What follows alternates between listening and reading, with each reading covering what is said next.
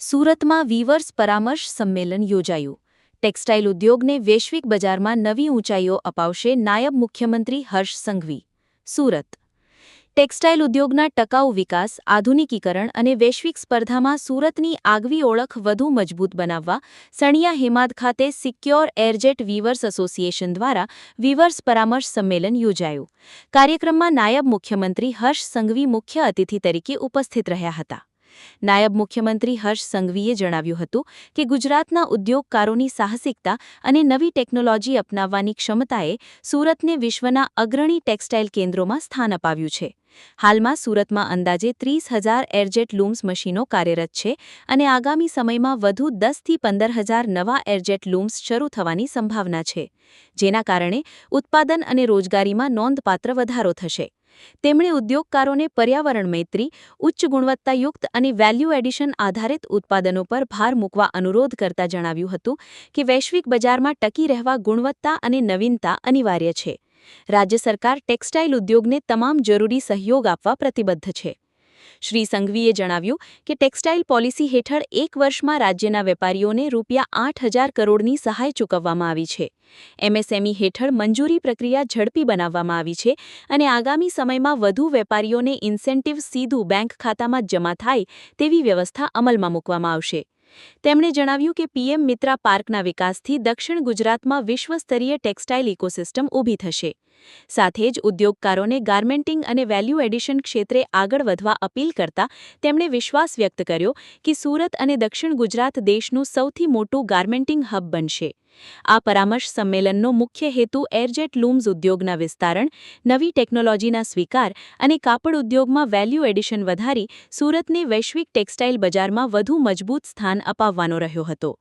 કાર્યક્રમમાં secure એરજેટ weavers એસોસિએશનના પ્રમુખ મયુરભાઈ ધોળિયા, ગ્રીન લેબ ડાયમંડના મુકેશભાઈ પટેલ, ગોલ્ડી સોલરના ઈશ્વરભાઈ ધોળકિયા, ફોસ્ટાના પ્રમુખ કૈલાશ હકીમ, મનહરભાઈ સાચપરા, સંદીપભાઈ કેડિયા, ઔદ્યોગિક ઝોન કમિશનર જેપી દવે સહિત ટેક્સટાઇલ ઉદ્યોગના અગ્રણીઓ, વેપારીઓ અને મોટી સંખ્યામાં વીવર્સ ઉપસ્થિત રહ્યા હતા.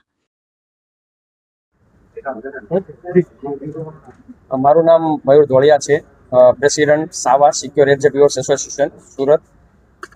આજની મિટિંગ અમારું જે દર વર્ષે મહાસંમેલનનું અમે ગોઠવીએ છીએ એનું આજે મહાસંમેલન હતું. એમાં અમારા મુખ્ય મહેમાન તરીકે હર્ષભાઈ સંઘવી સાહેબ, જે ગુજરાતના નાયબ મુખ્યમંત્રી છે અને જેમની પાસે ઔદ્યોગિક ખાતું છે, એમને આપણે આમંત્રણ આપ્યું હતું. એમના ખાસ કરીને જે અમને ટેક્સટાઇલ પોલિસી આપી છે એમના માટે અમારે સન્માન કરવું હતું અને એમના પાસેથી અમારે જે પણ અપકમિંગ જે પણ યોજનાઓ છે એ અમારે સાંભળવી હતી. ખાસ આજની મિટિંગમાં એક જે જીઆર છે ટેક્સટાઇલ પોલિસીની, એમના માટે ડિસ્કશન જે જેબી દવે સાહેબ કરે છે, જે કરવાના છે, જે જોઈન્ટ ઔદ્યોગિક કમિશનર છે, અને બીજા અમે એક નિર્ણયો લેવાના છે. યાનનો ભાવ વધારો ઘટાડો, જે આંતરરાષ્ટ્રીય જે ભાવના પેટ્રોલના ભાવના કારણે જે વધઘટ થાય છે એમની વિશે ચર્ચા કરવાની હતી. અને જે પેમેન્ટ પોલિસી છે, લોકો અમુક લેભાગુ વેપારીઓ જે પૈસા લઈને ભાગી જાય છે એ બધું કેમ ઓછું થાય અને કેમ વધારેમાં વધારે લોકોને પૈસાની રિકવરી કરી શકાય, એના માટેના અમે નિર્ણયો લેવાના છે અને ચર્ચા કરવાના છે. નમસ્કાર, મારું નામ છે doctor Haresh Patel, secure air jet weaver એસોસિએશનના મહામંત્રી છું. આજરોજ અમે વીવર્સ પરામર્શ મહાસંમેલનનું આયોજન કર્યું.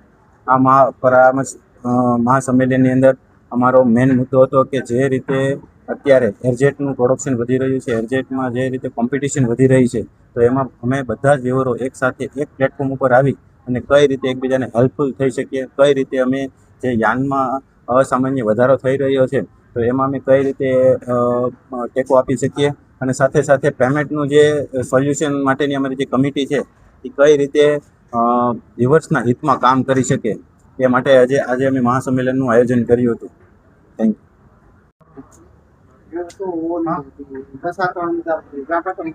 મારું નામ અનિલભાઈ સવાણી છે. હું સિક્યોર એરજેટ વીવર એસોસિએશનનો વાઇસ પ્રેસિડેન્ટ છું.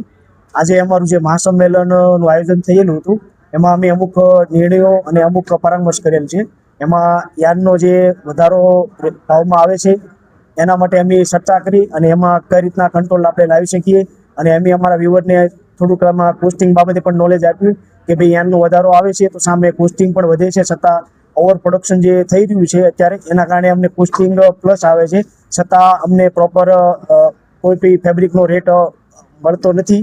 તો એના માટે આપણે શું કરવું જોઈએ એની પણ અમે ચર્ચા કરી. પ્લસ અમે જે આવનારી ટેકનોલોજી અમુક જે અપડેટ થાય છે તો એના માટે પણ અમે અમુક ટેકનોલોજીમાં અમારા વ્યુઅરને સમજાવ્યું કે આ રીતના ટેકનોલોજી અપડેટ થાય છે તો એ પ્રમાણે આપણે અપડેશન કરવું જોઈએ.